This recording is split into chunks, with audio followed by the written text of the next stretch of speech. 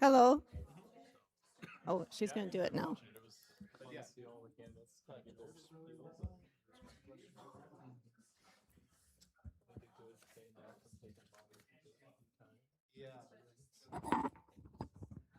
Okay.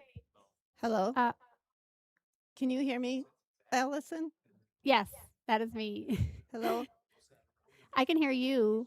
Can you hear me, Allison? Yes. What's it sound like in the room? Oh. Hello? Yep. Hello? Can you hear me? Right. Shut the door. Test, test. Test, test. Oh, yeah, I'll clear that off. Pick up lightly, but it's not loud. Test, test. Testing. Testing. Test, test. Oh, not working. Yeah, Okay. yeah, it has. I agree with you. And I'm not that loud. I get kind of shrieky when I have to get loud instead of deep. Does yours work? No, I don't think it really works very. That was I have perfect. no control. Can you hear me now? Yes, that's Does- Okay. Is it's this one good working? in the back as long I don't as think this one's working. And can the room hear me? No. everyone else would be quiet. Yeah, it's not working in I don't here. think this one's doing much.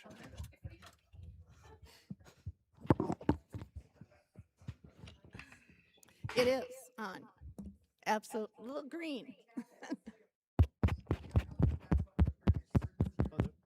It's Okay, great so on we're the not- video. Am I better now? Oh, I think I can hear that I'm better. Okay, we're going to get All right. started with the before air announcements. So let me find my script. Here we go. Okay, welcome everyone. Before we go on camera, I would like to cover a few points that apply to all of us in the live audience. Campaign literature is welcome outside this room. We ask that no candidates' buttons, t-shirts, signs, or literature be visible in the room during the forum. If you are interested in learning more about LWV Rochester or would like to be added to our distribution list, information is in the back of the room. Please remain as quiet as possible while the candidates are speaking so that everyone may hear, and please hold your applause until the forum has ended so that candidates will all have the time possible for getting their points across. We expect everyone to be respectful to all the candidates in the forum process and to follow the library's code of conduct for all events held at the library. The Rochester Public Library is live streaming the forum. Tonight's forum will also be available for viewing from a link on LWV Rochester's website. Thank you for coming tonight. Please take a moment at this time to turn off all electronic devices. I would also remind the candidates to hold the microphone very close without touching. And did we do a sound check for you? So let's do a sound check really quick. Can we start with Gabe, candidate Perkins? Testing, testing. Candidate Ojanen Hello, hi. and candidate Senjem. Good evening, all. Good. And am I too loud? Am I too close with the microphone? I'm fine? Okay, sounds good. And we will just wait a few minutes for 6:30 when we will go live. And the national anthem is before or after we go live? Oh. Okay, so we will go live now. Okay, or I mean, we will ask. Okay, so I want to thank the Med City Remedy for singing the national anthem for us tonight. So please come forward.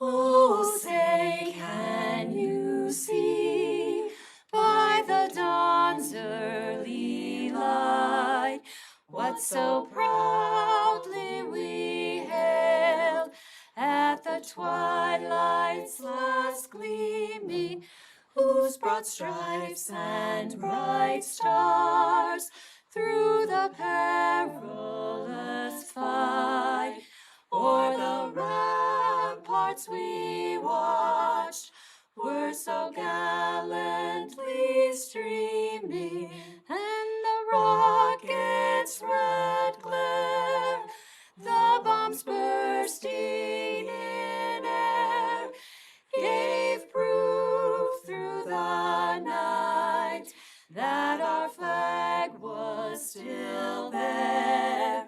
Oh, say does that star-spangled banner yet wave o'er the land of the free and the home of the brave.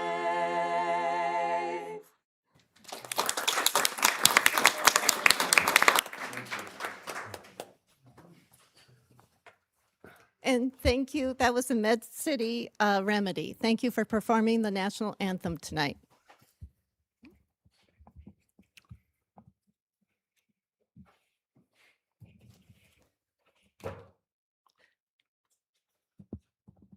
Hello, my name is Anna Froling, and I'm a member of the League of Women Voters Rochester. I would like to welcome all of you tonight, the candidates, the audience, and those viewing at a later time to this forum sponsored by the League of Women Voters Rochester. We'd also like to thank our generous partners of tonight's forum, the Rochester Post Bulletin, the Rochester Area Chamber of Commerce, and the Rochester Public Library for their help. The League of Women Voters is a volunteer organization active at the local, state, and national level to encourage citizens to participate in government. While we as a league do study and take stands on issues, we never endorse or oppose political parties or candidates. The views expressed in the forum are those of the candidates, not of those of LWV Rochester or any partner or sponsor of this forum. And the sponsorship of the forum is not an endorsement of any candidate. It is our purpose in sponsoring this forum to provide you with an opportunity to hear candidates discuss face-to-face issues that are important to you. Tonight's questions have come from LWV Rochester, the Post Bulletin, the Chamber of Commerce, and members of our audience. You are welcome to submit as many written questions for the candidates as you like. Just hold up the cards as you finish them, and a league volunteer will collect them throughout the forum. If you are watching the live stream, you may email questions to lwvrochester@lwvmn.org. Questions that are unclear, hostile, or of a personal nature will not be used. Given our format, your questions must relate to all candidates. Questions that fall in the same general area or which have been addressed in the opening statements may be consolidated to allow the moderator to cover as many topics as possible in the time allotted. We appreciate questions that are forward-looking rather than a review of the past issues. If the answer was unclear to you, feel free to submit a follow-up question or to ask a candidate after the forum. Cards become the property of the League of Women Voters. As there is never enough time to cover all the issues in a limited time and setting such as this, please feel free to contact the candidate's campaign headquarters directly if your questions are not addressed tonight. We'd like to thank all candidates for running for office, for offering to serve their community, and for the enormous amount of time, dedication, and commitment that running for office and serving demand.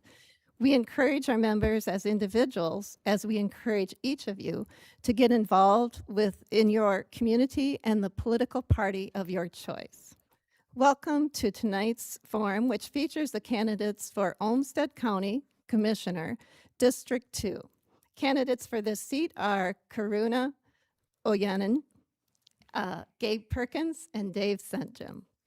Each candidate will have 2 minutes to offer an opening statement. The candidates will then respond in turn to questions provided by LWV Rochester, this evening's partners, and by the audience. Candidates will have 1 minute for each answer. The candidates will then have 2 minutes to each to make a closing statement. It isn't necessary to use the entire minute for your answer, but please finish your sentence when your time is up. We would like to cover as many questions as possible. Each candidate also has 3 30-second rebuttal cards.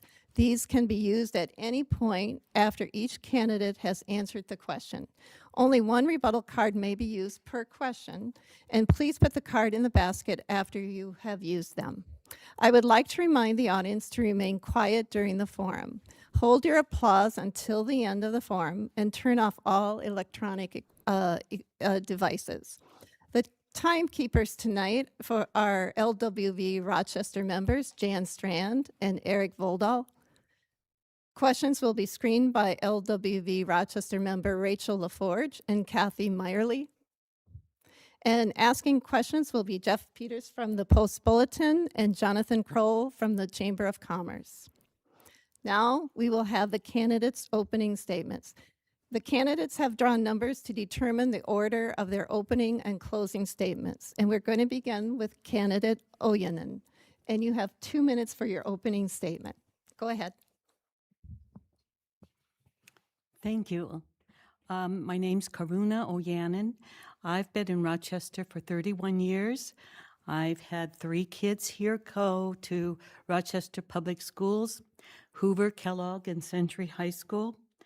A bit of my background, I was, because I didn't renew my bar dues, but I've been a patent attorney for about 40 years and in the law for about 44 years.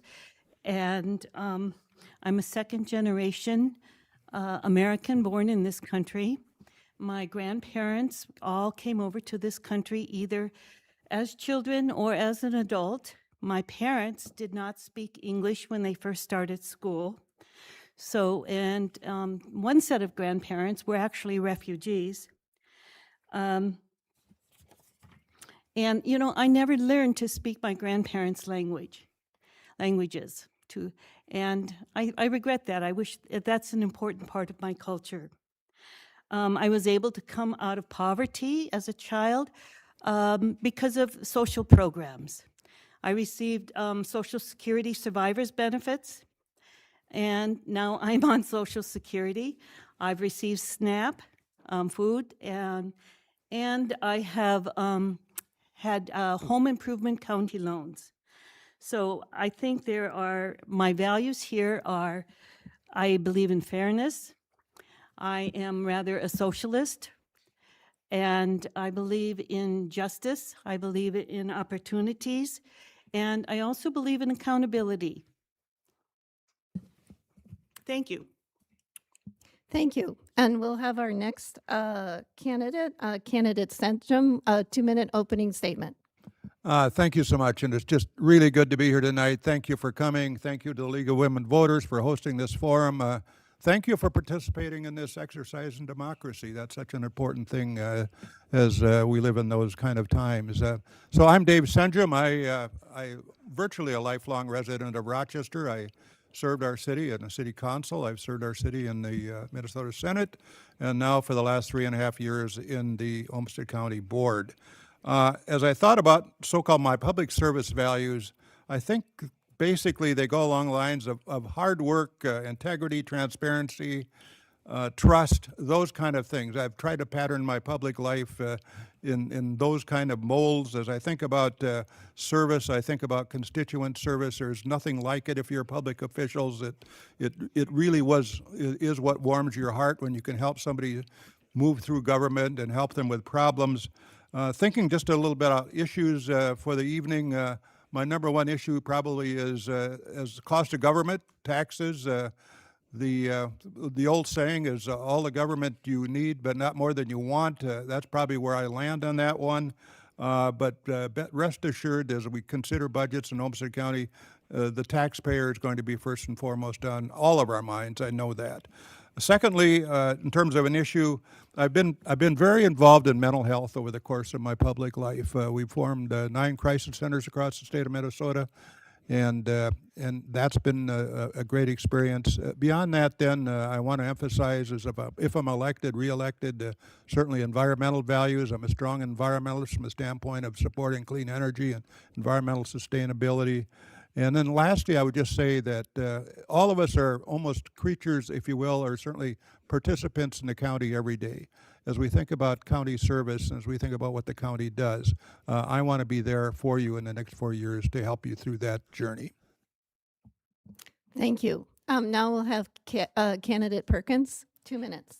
Hi, everybody. Thank you so much for coming. I look forward to the evening. And my name is Gabe Perkins. I've lived in this community for well over 20 years. I grew up in a small town south of here called Chatfield, where my mom was mayor and my dad was a small town attorney.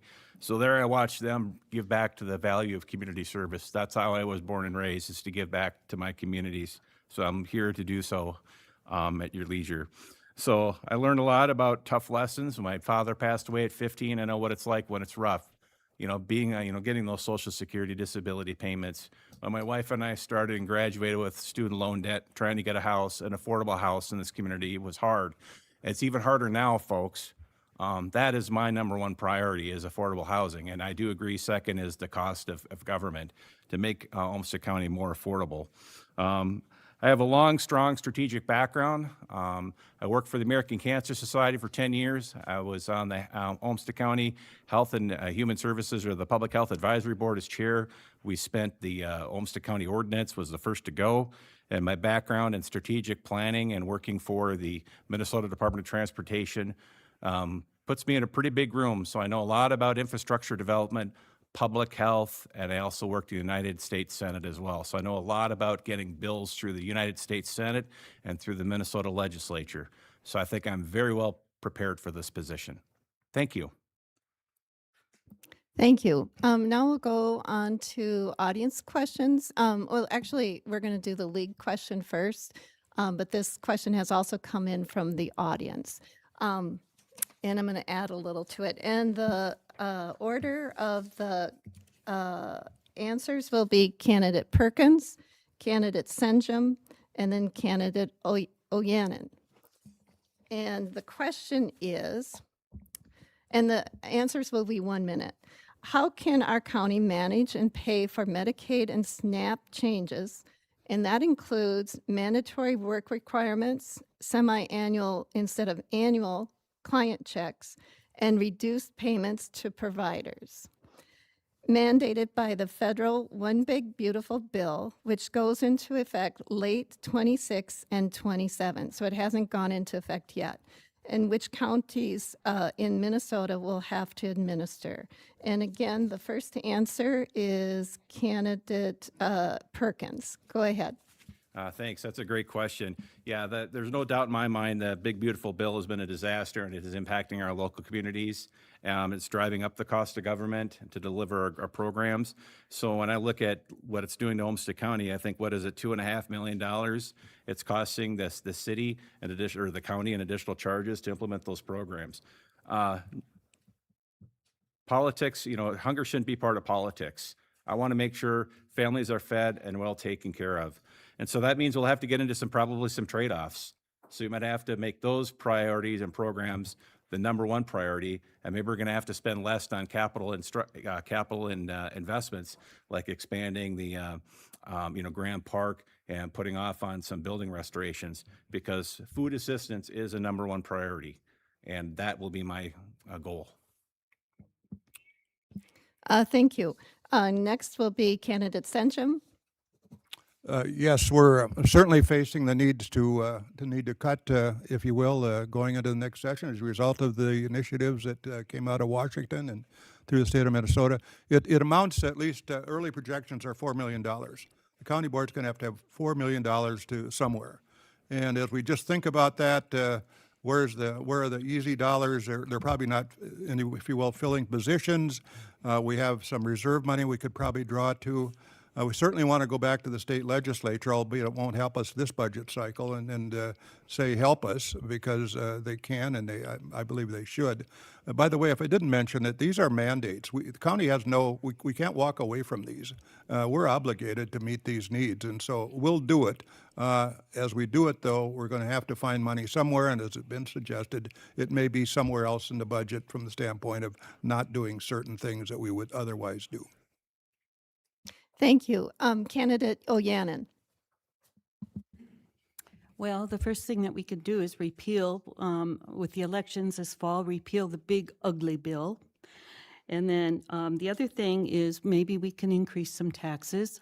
I don't like to see cutting services, but we can perhaps increase taxes according to the amount of people required to maintain a business, even nonprofit corporations.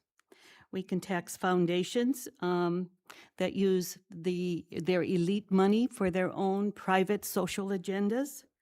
We have large endowments. We can certainly ask money from these organizations that have billion-dollar endowments. And lastly, one of the things that I've seen has happened recently is the federal government owns 10% of Intel. So perhaps the county could invest in its own private equity funds and derive some monies there. Thank you. We'll move on to our next question, and that's going to be by the Chamber of Commerce, Jonathan Kroll. And the order of the answers will be candidate Senjem, candidate Ojanen, and candidate Perkins. Many economic development initiatives require collaboration between Olmsted County and our surrounding communities. How would you strengthen partnerships with local municipalities to support regional growth and business investment? Thank you. As we think about that, as we think about our counties, counties do, if you will, coalesce and talk about these kind of things with some degree of regularity. And there are some things that certainly we can do. Counties are by and large a social service agency. We certainly do our own transportation. One of the things that, frankly, we're thinking about is a couple of things. Regional solid waste initiatives from the standpoint of our new MRF facility and making that work for the entire region. Additionally, we're thinking about the combined dispatch.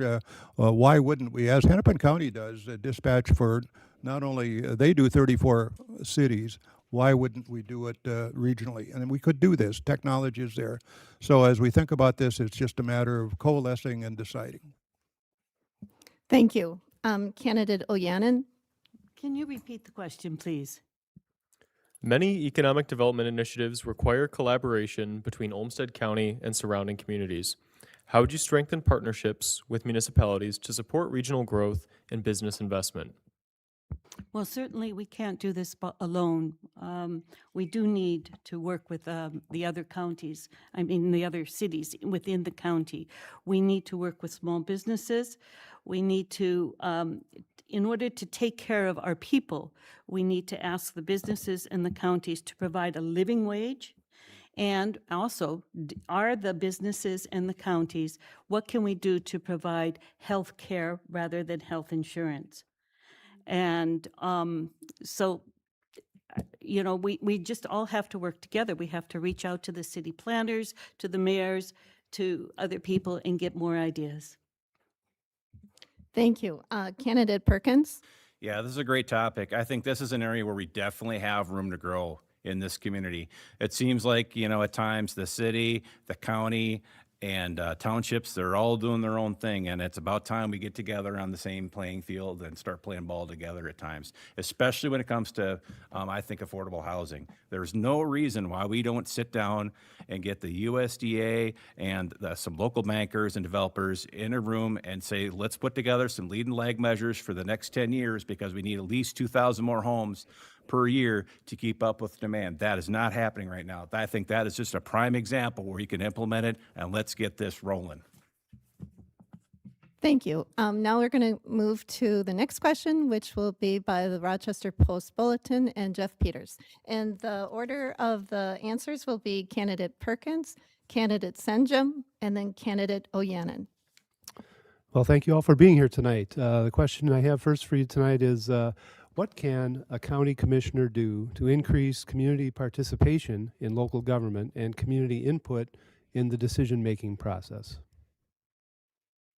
I think that's a great question. I think the important part is communicating with their neighbors, attending events, those types of things. I know I'm trying to reach out to much more of the younger generations, generations like my niece, my 3 nieces, and making sure that they are involved in things and they know what's going on. So I think better use of social media. We have a long way to go to reach out to those individuals, but I think they also need to be involved in government.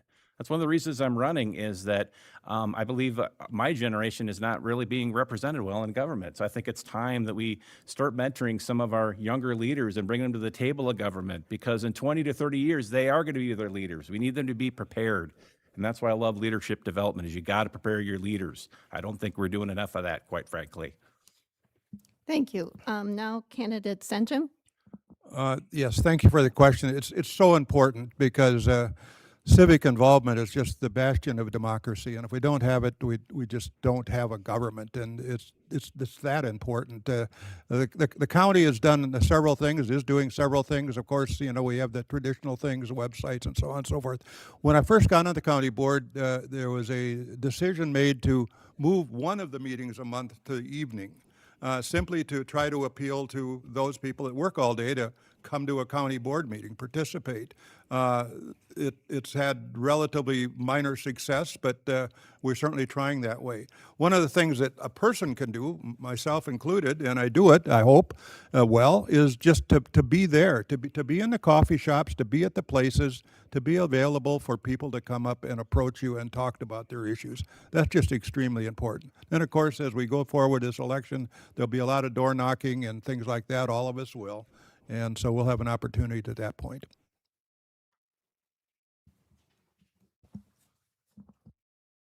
Thank you. Candidate Ojanen. Well, one of the first things that we can do, I think, is teach civics classes and government classes in our schools. I don't know if anybody is teaching them anymore. So democracy is not only a privilege, but it's also a responsibility. And how to bring it out, I think we could perhaps bring meetings to other areas of the county, bring meetings to areas of their districts. I think we can reach out physically and have meetings. Why do we always have to go downtown for art, for music, for the libraries? We need to reach out into the community and teach them and have them be responsible and accountable for their democracy and their government. Thank you. Now we'll go to some of the questions from the audience. And what, if anything, should the county do with the Seneca site?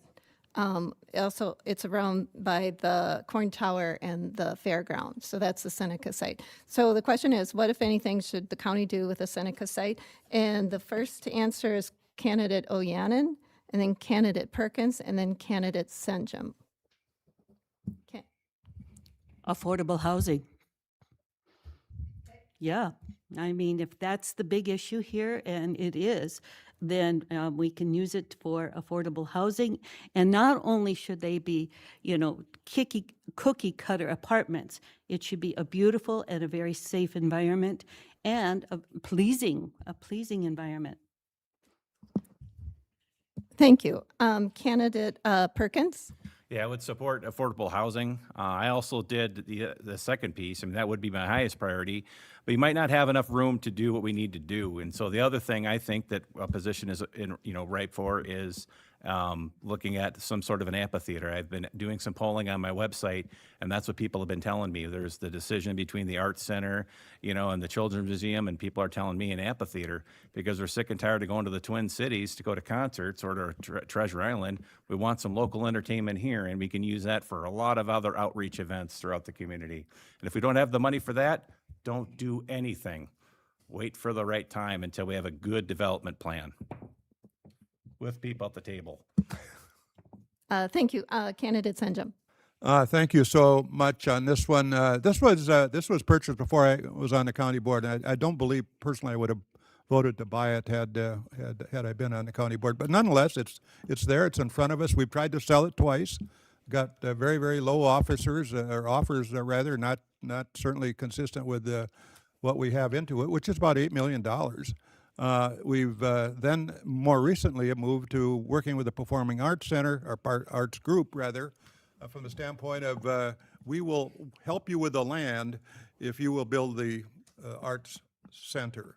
But these are large, they're expensive. The one down in Winona is $60 million. They're talking about a 2,000-seat arena there. That is even much more than $60 million. I'm sorry, I think it is 60,000. But so as we think about this going forward, we're also working with the Children's Museum from the standpoint of the same offer. I'm not sure either one of those may work, but the Children's Museum could. But we'll see how this all works out. It's a motion in progress. Thank you. Candidate Ojanen? Oh, I sorry. think I answered that. Oh, I'm sorry. Oh, they all answered it? Okay. Thanks. So now we're going to go on to another audience question. And this question is, with Olmsted County's budget being stretched thin, what role should public libraries play in the county's priorities? And I'm going to just add another part of the question here from online is, do you believe our libraries are properly funded? And the order is candidate Perkins, candidate Senjem, and then candidate Ojanen. Yeah, for sure. I think that the budgets for the community libraries are certainly, underfunded. And I think the community library, at least where I grew up, and I think it is here, is a community beacon. It's just such a great shared resource, and we need to cherish those institutions and do what we can to prop them up. They can be a beacon too for local community services, where instead of going to the government center, people can come here and sign up for certain benefits and do things like that. So I think there's a great opportunity here to keep the library thriving and even making it better. Thank you. Candidate Senjem? We do put $1.5 million into the libraries, and that money is shared by the city of Rochester, this library, as well as Chatfield and St. Charles and Pine Island. And that money, by the way, that $1.5 million comes from people that don't live in Rochester or don't live in those other cities. Basically, it comes from the township areas and those cities that don't have libraries. And it's an equality thing. If they're going to use the public libraries that they don't otherwise pay local property tax for, from the standpoint of their city tax, they're going to pay, and then with this county tax going to the respective libraries. There's a little bit of discussion right now about redistribution of that based on circulation. I don't know if that's going to change at all. We were going to discuss that this September, but so as we go forward, it's simply, it is what it is. $1.5 million, still a lot of money. I think we're probably about where we're going to be with respect to inflation increases. Thank you. Candidate Ojanen? Well, libraries are sort of the heart or the start of a lot of good education and a lot of book learning. So I think, and besides not just book learning, internet. So I think I would like to see more libraries out in the counties. I would like to see, I know we have bookmobiles, and that's a good thing. But again, why do we always have to come downtown? And I would like to see more libraries out. Certainly extra programs, if we had libraries out and about, perhaps associate with some of the schools. Those kids could go to the libraries after school, and they could enjoy the books, they could enjoy the internet, they could enjoy the camaraderie, I think that's so important. Have libraries next to senior citizen centers. We need to take the books out to the people. Thank you. Now we're going to keep moving along with audience questions. The next one is, in what way, if any, should data center of construction be regulated in Olmsted County? And the order is candidate Ojanen, candidate Perkins, and then candidate Senjem. Candidate Ojanen? Data centers and AI. Yeah, they say that AI and data centers will probably be 12 to 18% of the entire nation's energy grid over the next 5 years. And you can better believe that I wouldn't be surprised if there were a big data center churning away at all of that medical data over here at Mayo. They're not just sitting on it. They're doing something with all that Mayo. So first off, no non-disclosure agreements with local officials. that has to be transparent. It has to be public. And the other thing that has to be public is how much electricity and how much energy and how much water are these data centers going to require. And of course, the thought is they're all going to raise our bills, our utility bills. And moreover, about that, we need to regulate our internet as a utility. Thank you. Candidate Perkins. Yeah, my position has been very clear since I filed the no new data centers. I'm going to be hard on this one. And that's because, no doubt, it drives up your energy costs. Unless they can show me a way that they can pay for their own energy or consume or generate their own energy and their own water and wastewater, it's just not good business. I think we're already behind on this issue, quite frankly.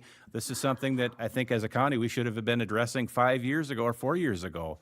Nobles County earlier this year, passed a land use ordinance restricting agricultural use to be used for data centers. Have we done that in Olmsted County yet? No. So when conservative states like Georgia are doing that and we're behind, that ought to tell you something, folks.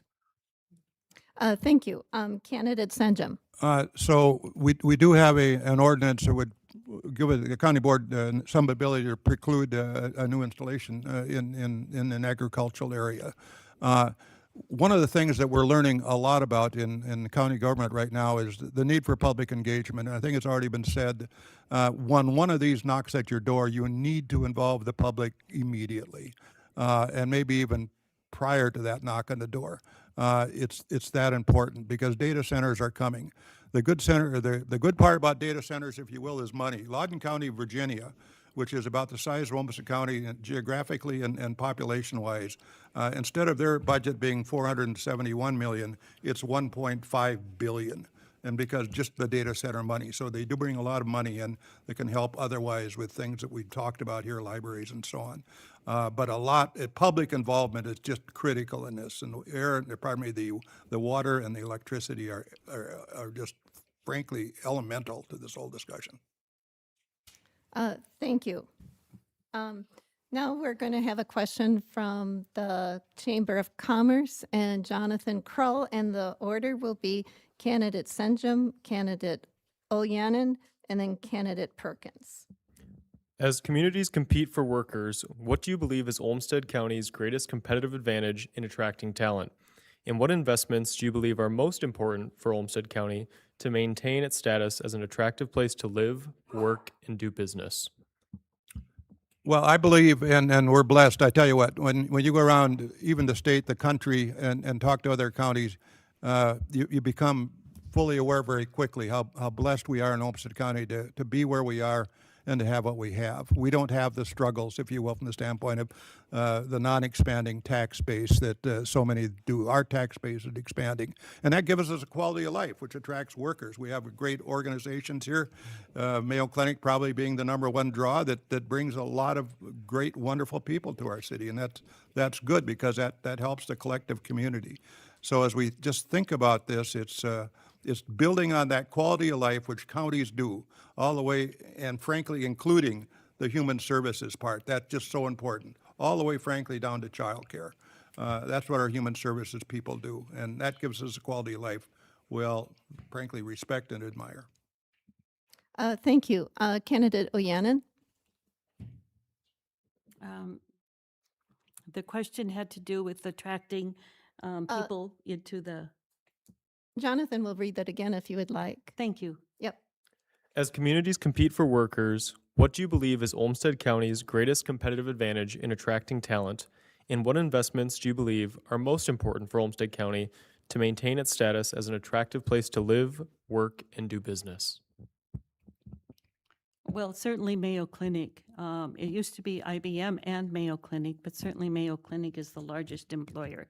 And it brings a lot of, with the growth Destination Medical Center and with how Mayo Clinic is growing so massively, it's bringing a lot of opportunities for other people. How do we make our county more attractive is, of course, a living wage, childcare. We need to make our services accessible. We need to bring our services out to the counties, to the other, our little bedroom communities, our, Chatfield and Byron and some of those are just now have becoming or are becoming bedroom communities where everybody commutes into, Rochester. And so we need to sort of enhance and encourage local businesses so that they have something to go to in their at home, when they're at home. Thank you. Candidate Perkins. Yeah, I think we have some great businesses in this town, some large, great employers. We're blessed to have such a great medical institution here, access to, with Mayo and everything. But like I said, we've got some thriving small businesses. I want to make sure that happens.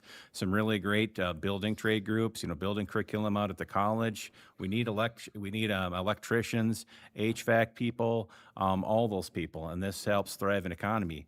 But again, my biggest concern is affordable housing. Unless we start finding ways, folks, for affordable housing, they will move on. They won't be able to live here. And now we are more expensive than the Twin Cities area from recent studies. So let's get it together and let's put together a campaign and start doing some business in this community to make it more affordable so people can afford to live here. Thank you. Thank you. Another question from the audience, but the online audience, and the order will be candidate Senjem, candidate Ojanen, and then candidate Perkins. In what way, if any, should Olmsted County regulate the sale of age-restricted items like vapes, flavored nicotine products, and marijuana? And candidate Senjem. We regulate them basically. Which way should we do it? I think it would be consistent what we are doing already, and that's to regulate the sale of them to youth. And we're going to be talking about vaping in the near future in terms of regulating those kind of sales. It would be against the law. It'd be against Commerce Clause probably for us to say you can't sell those in Olmsted County. So our ability to regulate this is simply to regulate who the merchants, if you will, sell it to. And that's what we'll do, and that's what we have done, frankly, in the past with tobacco. Candidate Ojanen. I agree with that. We have to regulate age restrictions. There's recent study that, you're into adolescence until you're 33. Can you believe that? Certainly for 18-year-olds, 20-year-olds, their brains are still developing. Certainly for 15 and 14-year-olds, their brains are still developing. And it would be nice. One of the ways is to make them prohibitively costly. Thank you. Candidate Perkins. This is a great question, and it's right up my alley because you know what? I'm the only one in this room that has the experience that fought the tobacco lobby out in Washington, in St. Paul, and here locally. You always can beat big tobacco in the local community and in state government. So, working for the American Cancer Society for 10 years, my record on this is pretty clear. This is a gateway to get kids addicted, is the flavored vaping. And I think it's time that the county can pass that ordinance. I will support that 100%. Because like I said, we can make that happen. The studies are there and everything. So I've got that experience. Let's do it. Thank you. Now we're going to go to another question. And this is an audience question. And the order will be candidate Perkins, candidate Senjem, candidate Ojanen. What concerns, if any, do you have for the safety of voters and the election process and voter confidence? And so candidate Perkins to begin with.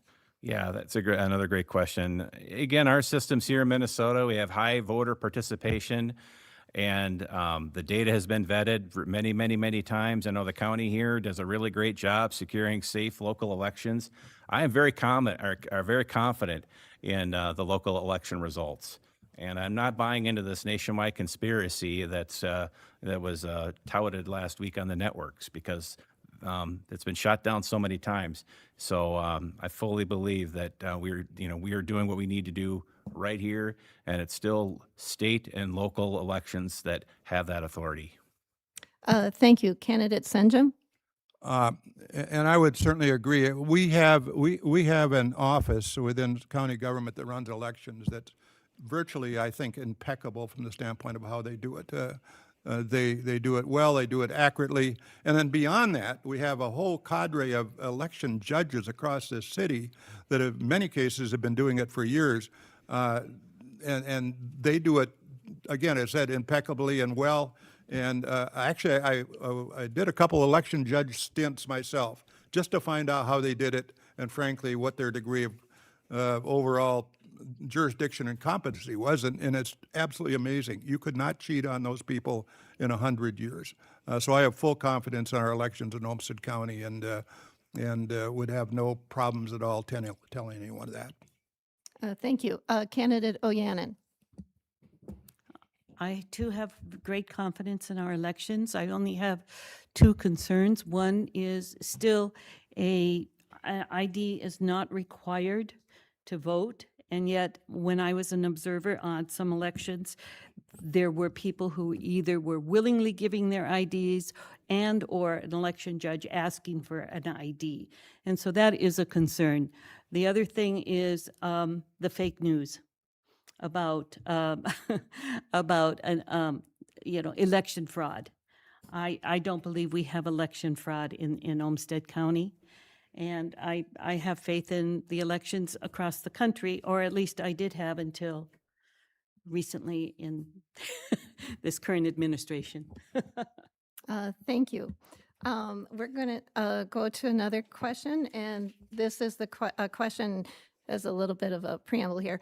The 2020 Maxfield Housing Study said we need 1,800 units of housing produced each year in Olmsted County during the decade, rental and owned, but we have only produced 1,000 units per this question.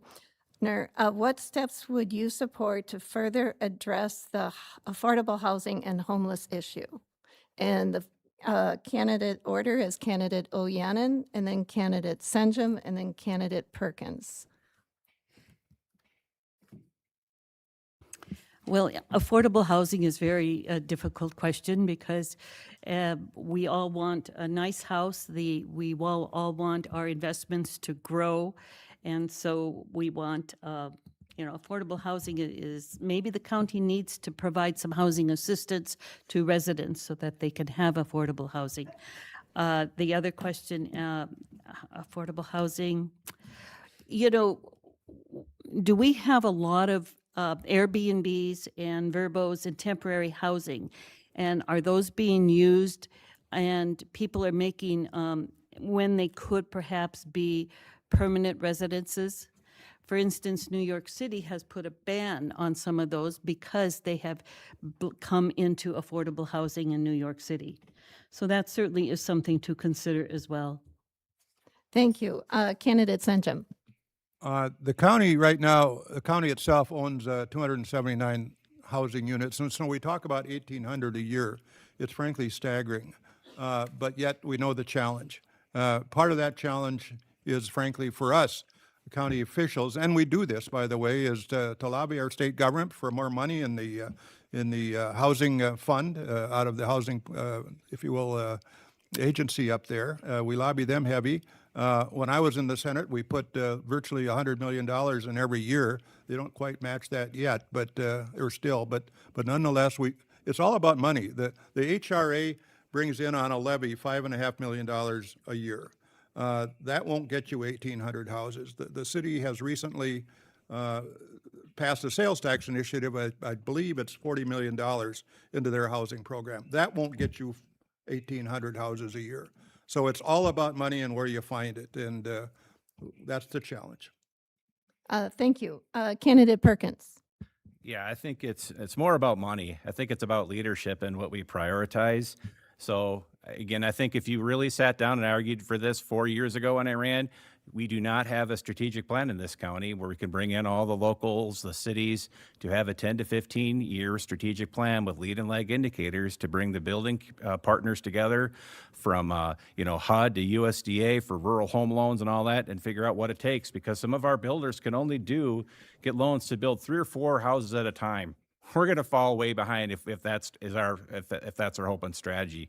We need to find ways to blow up that bubble and make it much more easier. And so, like I said, I think this is an area where we can get the coalitions together and do a 10 to 15-year plan and make it happen. Thank you. Our next question will be by the Chamber of Commerce, Jonathan Kroll, and the order will be candidate Perkins, candidate Senjem, and then candidate Ojanen. What is a priority that you believe is essential to the financial stability of Olmsted County moving forward, and what strategies would you recommend to encourage that potential stability in future community development? I think a big part of the community development is you have to have, like, again, we talked about the importance of having partnerships. And what I want people to think about when they think about partners in this room is when you think of Perkins, think of partnerships. And, I made my career building partnerships. Whether it was at the American Cancer Society or what I did to do at DOT or community work, it's all about partnerships. And I also think you need to have a nice, strong tax base. If we want to grow the tax base, again, more homes, more tax base. And we don't have to do that by polluting the environment with data centers either. So I think there's a lot of ways we could do a better job of partnership, and then also making sure that we don't keep raising the levy every 5% every year, because that's just unsustainable, I think, for most people. Thank you. Candidate Senjem? I think certainly preserving our reserves, and the county doesn't have an extraordinary reserve, but we're at about 35% of our levy. And that gives us a lot of ability from the standpoint of being stable and avoiding large bumps in the road as they might come along from the standpoint of the shifts from state government and so on. The other one, which I've thought about actually for years and years, and that is, where can we coalesce with the city of Rochester? We have 2 planning departments. We have 2 personnel departments. We have 2 finance departments. We have 2 IT departments. We're in large part in the same building. We have 2 police departments, 2 park departments. Can't we figure it out from the standpoint of coalescing and bringing some of these agencies together and having one agency do the work in our county as opposed to 2? Thank you. Did all 3 of you get to answer? No. Candidate Ojanen. Okay, go ahead. The financial stability of the county. I think one of the certainly things that we need to think about is, and I question whether or not we really need 1,800 new houses per year or new residences per year. Why do we have to grow? We need some sustainability, and sustainability and growth are sort of an oxymoron. You can't. And I just wonder, why can't the county and the city, and I suppose, to a certain extent, then we need to gather into a lot of what is driving this growth? What is driving this need for supposedly 1,800 houses? I question that number, for one thing. And if it is businesses, then by gosh, they should be helping to provide housing. They should be helping to provide the resources necessary for that. And moreover, I would rather that we not use more land and more natural resources and more nature to build more houses. Thank you. Our next question will come from Jeff Peters from the Rochester Post Bulletin. And the order will be, candidate Senjem, candidate Ojanen, and then candidate Perkins. A jail needs assessment indicates the 161 usable beds in the facility, which dates back to 1991, are inadequate for current needs. What steps do you believe the county needs to take to address increased pressure on space at the adult detention center? This is another one of those real hard questions, because you are right. We are an expanding community. Jail growth is occurring, and we're going to have to step up to that. In fact, we have a plan in place to do that from the standpoint of a process. We don't have the answer yet. Some things have been suggested, albeit we can't get consensus on it, and that is a greater use of, if you will, leg bands, the standpoint of, if you will, jail at home. The part of our structure, our criminal justice system in this county is not agreeable to that as yet. we're going to have to work on that. But other than that, criminal justice is criminal justice. If a judge assigns a person to jail, the county's obligated to provide that. Now, I think also, we talked about regionalism earlier, the day will come when we need a regional jail. We all can't have our individual jails in counties. They're just much too expensive to operate. We've got technology now. We can do hearings from jails remotely, and I think that's the direction of the future. Thank you. Candidate Ojanen? Well, one of the first things we have to look at is, of course, the criminal justice system, and why do we have so many people that need incarceration? And as Commissioner Senjem suggested, maybe there's other ways to look at it, but maybe there's also social services that can be provided other than, and certainly one of the things to avoid is the privatization of our jails. They have to be accountable to the public. And I understand that there's been some really good educational programs in the jails here in Olmsted County that have been very well. I don't know to what extent we can work with other incarceration facilities. I don't know. Federal Medical Center, are they full, completely full? I think the best thing is not to put people in jail in the first place.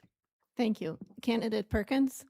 Yeah, I agree. Looking at, who's being in jail, incarcerated, are they the most dangerous? That's the one to think about.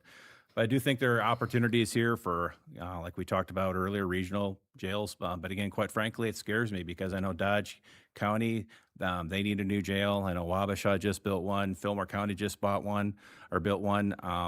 We should have been having these conversations for a long time, folks. And here we are again. We need to start looking at these issues.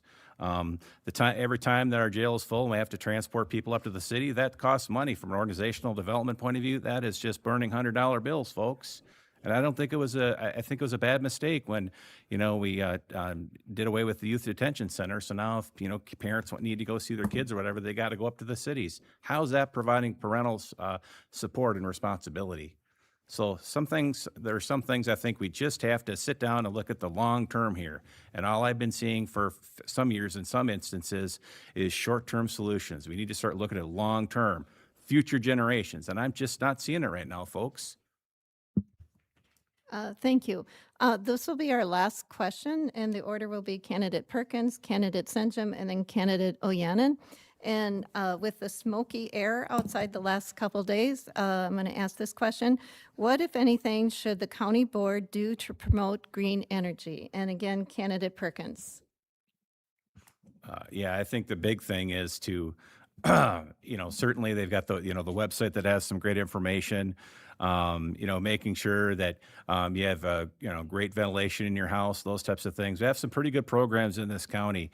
So if your HVAC system is outdated and you need to get a small loan to get that upgraded and those types of things to keep that air out and seal your roofs better so you're not leaking air or bringing bad air in, those exchanges. I think there are a lot of things like that that are still available we can do.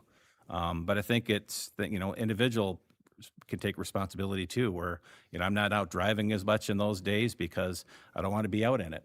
So Thank you. Candidate Senjem? So this is one near and dear to my heart. It's I think to be the example, not only to be example for our community, but frankly to the state and the country, and we can do that. And frankly, I think to some great degree we are doing it already. You may not know that our county owns on certain buildings 12 solar arrays. You may not know that we own 5 geothermal systems. I'm not sure how many EV chargers we have, but we have a lot of them basically at all our facilities. And we're doing more. We've done a lot of work in terms of studying how do we, if you will, net zero the waste to energy incinerator. That's important, and that's going to have to happen at some point in time. So our county is, I think, well on board, and frankly, it's one of our strategic priorities. One of the 5 is environmental sustainability and clean energy, and we're living up to that. And unless we do, we take it off the list, and we're not taking it off the list. I can tell you that we're going to live this program on into the future, and we're going to get better and better. Thank you. Candidate Ojanen? Well, if we're talking about building 1,800 new houses, I think we can require the builders to install first energy-saving devices. We can require them to put in solar.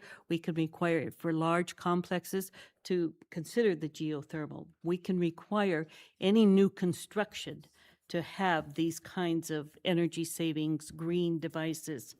And again, we need to really think about the word sustainability, especially when we're requiring so much growth.